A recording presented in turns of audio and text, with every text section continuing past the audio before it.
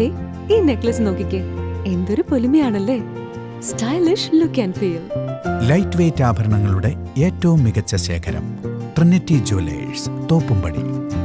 Trinity, കൊച്ചിക്കാരുടെ പ്രിയപ്പെട്ട jewellery. Aluva railway സ്റ്റേഷനിൽ യുവതിയെ 1 കിലോ MDMA-യുമായി പിടികൂടിയ സംഭവത്തിൽ ഒരാൾ കൂടി പിടിയിലായി.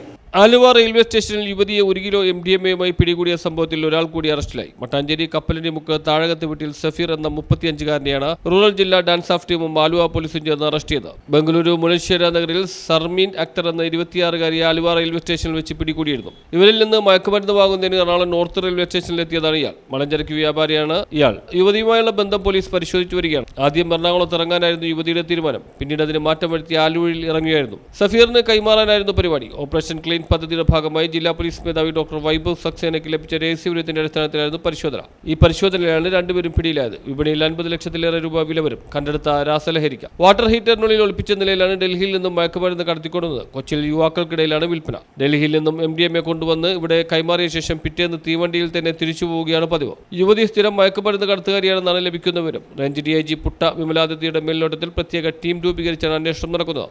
Narcotic cell DYSP Anil, Aluva DSP A Prasad, inspector M Manjudas, SI-മാരായ S Sreelal, K Nandakumar, ASI Vinilkumar, senior CPM-മാരായ അജിത തിലകൻ, PN നജു, ദീപ്തി ചന്ദ്രൻ, മാഹിൻ ഷാ അബൂബക്കർ, K മനോജ് തുടങ്ങിയവരും അന്വേഷണ സംഘത്തിലുണ്ടായിരുന്നു. ഓപ്പറേഷൻ ക്ലീനിന്റെ ഭാഗമായി 6 മാസത്തിനുള്ളിൽ റൂറൽ ജില്ലയിൽ നിന്ന് 3 കിലോയിലേറെ രാസലഹരിയാണ് പിടികൂടിയത്. ഇതിന് 2 കോടിയിലേറെ രൂപ വില വരും. യുവാക്കൾക്കും വിദ്യാർത്ഥികൾക്കുമിടയിലാണ് വിൽപ്പന. പ്രധാന മയക്കുമരുന്ന് വ്യാപാരിയായ കോങ്കോ സ്വദേശി റങ്കാര പോളിനെ കഴിഞ്ഞ മെയ് മാസം ബംഗളൂരു മടിവാളയിൽ നിന്ന് SP വൈഭവ് സക്സേനയുടെ നേതൃത്വത്തിൽ സാഹസികമായി പിടികൂടിയിരുന്നു.